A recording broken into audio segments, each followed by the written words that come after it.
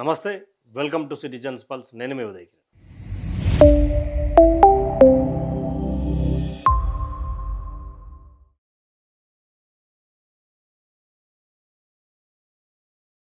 తెలంగాణ రాష్ట్రంలో కాకరేపుతున్నటువంటి మున్సిపల్ ఎన్నికలు ఈరోజు సాయంత్రం 5 గంటల తర్వాత ముగిసేటువంటి ప్రచారంలో భాగంగా ఏ పార్టీకి ఆ పార్టీ తగ్గకుండా ప్రచారాలు చేస్తూ ఉన్నాయి.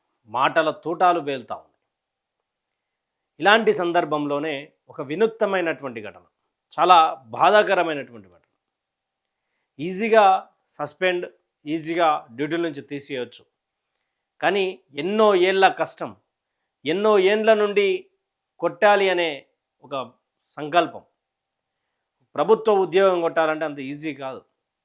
రాజకీయాలకు వచ్చినటువంటి వాళ్ళు ఈజీగా ప్రభుత్వ అధికారుల మీద పెత్తనం చేసే ప్రయత్నం చేస్తారు తప్ప, వాళ్ళకు సంబంధించి అంటే వాళ్ళు కష్టపడ్డట్టుగా, వాళ్ళు చదివి ఉద్యోగాలు సాధించినట్టుగా వీళ్ళు సాధించగలుగుతారా? ఎందుకు ఇంత మాట్లాడుతూ ఉన్నా అంటే, మున్సిపల్ ఎన్నికలు లాస్ట్ రోజు వచ్చినాయి. అసలు ప్రచారం జోరుగా సాగుతున్నటువంటి సందర్భంలో నిన్న రాత్రి ఒక బాధాకరమైనటువంటి ఘటన. జనగాంకు సంబంధించినటువంటి మున్సిపాలిటీ ఏరియాలో అక్కడ కానిస్టేబుల్గా ఉన్నటువంటి వ్యక్తి భార్య బీఆర్ఎస్ పార్టీ నుండి నామినేషన్ వేసింది, అక్కడ కౌన్సిలర్గా నిలబడ్డది అని చెప్పేసి ఆయనను ఉద్యోగం నుంచి తీసేసారు. కానిస్టేబుల్ భార్య ఎవరైతే నామినేషన్ వేస్తే ఇక్కడ అప్పటికే ఆయన చాలా మాట్లాడుతూ ఉన్నాడు. ఆ వీడియో విజువల్స్ కూడా మీకు చూపించే ప్రయత్నం చేస్తా. మొత్తానికి ఎట్లా ఉన్నది ఈ పరిపాలన అంటే, భార్యకు భర్తకు ఒక ఇంటిలో సరే కానీ ప్రభుత్వ ఉద్యోగానికి ఆయన వచ్చి లీగల్గా ఏడ కూడా ప్రచారం చేయనటువంటి పరిస్థితి. ఇవన్నీ కూడా మనసులో పెట్టుకోవాలి. ఒకసారి మీకు ఆ వీడియో వినిపించే ప్రయత్నం చేస్తాను, చూడురి. నాకు పోలీసు వాళ్ళ నుంచి కూడా సెటిల్మెంట్ చేసిర్రు. ₹1,00,000 50 లక్షలు ఇస్తాం, ₹1 కోటి ఇస్తాం అన్న రికార్డ్స్ ఉన్నాయి నా దగ్గర. పోలీసు వాళ్ళు ఎట్లా సెటిల్మెంట్ చేస్తారు? చేసిర్రు. ఇప్పుడు gross misconduct, active participation in political election activities in serious violation of the political conduct rules, ఇది పెట్టి చేసిర్రు. నేను ఎక్కడ యాక్టివ్ పార్టిసిపేట్ చేసినా ఏం జరుగుతుంది, రేపు నేను కండవలు వేసుకొని ఎక్కడ చేసినా అనేది సభ్య సమాజం గమనిస్తుంది. ఇవాళ ప్రపంచం భారత రాజ్యాంగం వార్డులో ఉన్న 200 మంది వస్తారు సార్, 1000 మంది వస్తారు. నేను ఎక్కడ తిరిగినా అదే వార్డు ఓటర్లు వస్తారు సార్. ఇవాళ ఒక దౌర్జన్యం, ఒక 100 కోట్ల మనిషి వచ్చి ఇవాళ అందరినీ కొనేస్తా. నాకు పోలీసు వాళ్ళ నుంచి కూడా సెటిల్మెంట్ చేసిర్రు. ₹1,00,000 50 లక్షలు ఇస్తాం, ₹1 కోటి ఇస్తాం అన్న రికార్డ్స్ ఉన్నాయి నా దగ్గర. పోలీసు వాళ్ళు ఎట్లా సెటిల్మెంట్ చేస్తారు? నా డిపార్ట్మెంట్ వాళ్ళు తోటి డిపార్ట్మెంట్ వాళ్ళు 50 లక్షలు ఇస్తామని సెటిల్మెంట్ చేస్తారా? డీసీపీ అంటాడు, నువ్వు ఆయన ఏమంటాడు, నువ్వు ఏమ్రా, నువ్వేమన్నా ఎమ్మెల్యేవా ఎంపీవా? నువ్వు అంత అహంకారం దేనికి? ఎవడు చెప్తే ఇంటలేవట, నువ్వు ఎవడు చెప్పినా ఇంటలేవట, నువ్వేం పెద్ద అదా అంటారు. ఇవాళ నా 3 ఆడపిల్లలు, వాళ్ళ భవిష్యత్ ఏంది? వాళ్ళ భవిష్యత్ ఏంది సార్? ఫ్యామిలీస్ పోటీ చేసే రైట్ లేదా? ఇప్పుడు ఆమె హక్కుల ప్రకారం ఆమె వెళ్తుంది సార్. నేను పోటీ చేయడం తప్ప నేను చేస్తున్నానా? నేను ఎక్కడన్నా కండవలు వేసుకొని తిరుగుతున్నానా? లేకుంటే నేను ఏమన్నా ర్యాలీలలో పాల్గొంటున్నానా? లేకపోతే మంత్రులు వచ్చి చేస్తున్నారు ప్రచారము, ఎమ్మెల్యేలు వచ్చి చేస్తున్నారు, అధికార పార్టీ యంత్రాంగం వచ్చి చేస్తున్నది. నేనేమన్నా నా ఒక్కరికి భయపడాల్సిన అవసరం ఏంది గవర్నమెంట్ అంటున్నా? నేను అంత పెద్ద మనిషినా? సాధారణ కానిస్టేబుల్ నేను ఇయ్యాల. డబ్బులు లేవు సార్. నాకు గేటు పెట్టుకుందామంటే పైసలు లేవు సార్. డబ్బుకు ప్రలోభపడతాను. ఇప్పుడు ఏం చెప్తారు తీసుకున్నాక ఈ కాపీ ఇస్తాము. ఆయన ఆల్రెడీ ఎందుకు సిక్ అయినా ఎక్స్ప్లెనేషన్ నోటీస్ ఇయ్యలేదు. నేను సస్పెన్షన్ ఆర్డర్ తీసుకుంటా సార్. నేను చెప్తాను మొత్తం అన్ని రాజీనోడు ఆయన నేను ఒకటే మాట, ఇప్పుడు రాజీంగాల్లో పడుకున్నా మాకేం అట్లా కాదు సార్. మీ డ్యూటీ మీరు చేస్తుంది, నేను కూడా ఇక్కడ మొత్తం సర్వ్ చేసినోడే నీకు ఆల్రెడీ. నేను ఏమంటున్నా, నేను హాస్పిటల్లో ఉన్నానా లేదా అనేది, ఇవాళ హాస్పిటల్లో నేను అడ్మిట్ అయినా లేదా ఒక 50 మంది చూసిర్రు. నేను ఈ సస్పెన్షన్ ఆర్డర్ ఎట్లా తీసుకుంటా? నేను ఒకటే మాట, నేను హాస్పిటల్ ఉన్నానా లేదా ఆ మెడికల్ రిపోర్ట్ చెప్పు.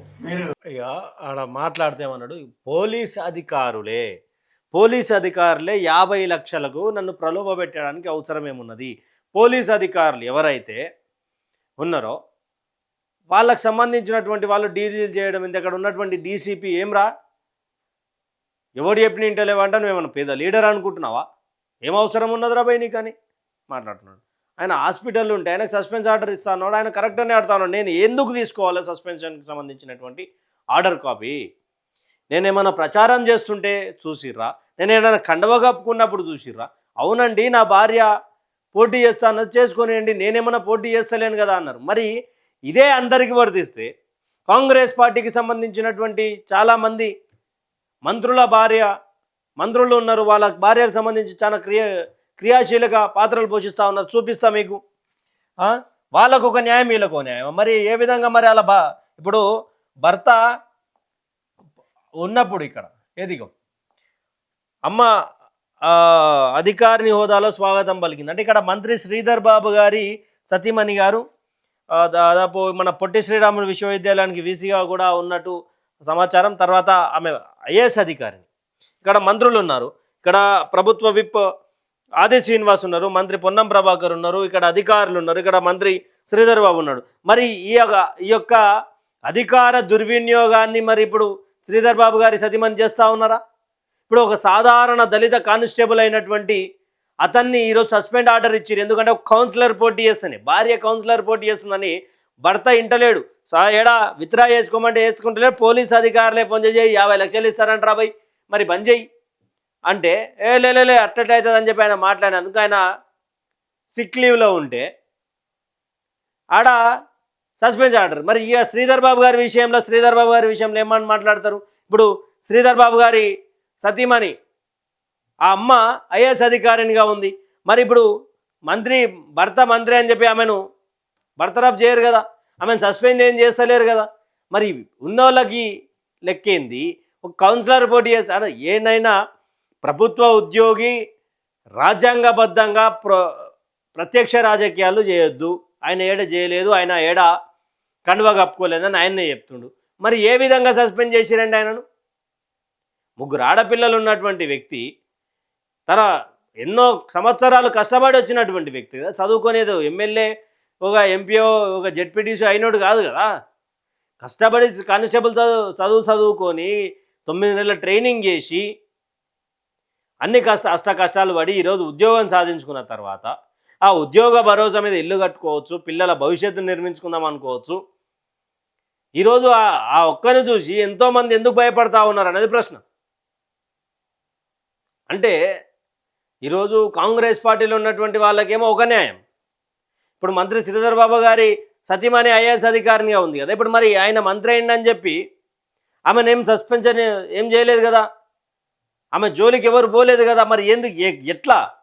ఇప్పుడు ఆ అమ్మగారిది ఆమె డ్యూటీ ఆమెది. ఎక్కడ కూడా రాజకీయంగా ఆమె ఎప్పుడు ఎంటర్ కాలే.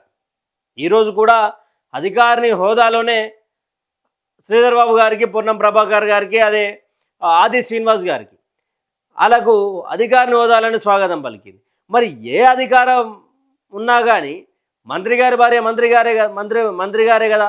ఇప్పుడు బట్టి గారి భార్య డిప్యూటీ సీఎం భార్య అవుతుంది కానీ అధికారం ఏదున్నా సరే, శ్రీధర్ బాబు గారి భార్య ఏదున్నా సరే, కానీ ఇప్పుడు ఆయన మంత్రి గారి భార్య అంటే ఒక ఐఏఎస్ అధికారిని లెక్క చూడరు కదా.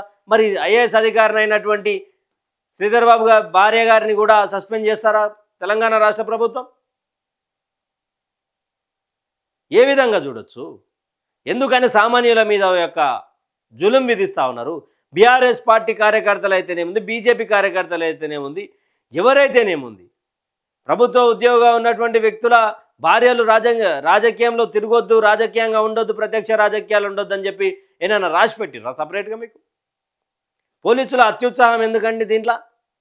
ఎందుకు అత్యుత్సాహం? ఆయన సింపుల్గా అడుగుతా ఉన్నాడు, నేను ఏమైనా కండువాలు కప్పుకున్నానా, ఏమైనా చేసిన్నా, ప్రచారం చేసినా, ఏం చేసినా చూపిరి అని.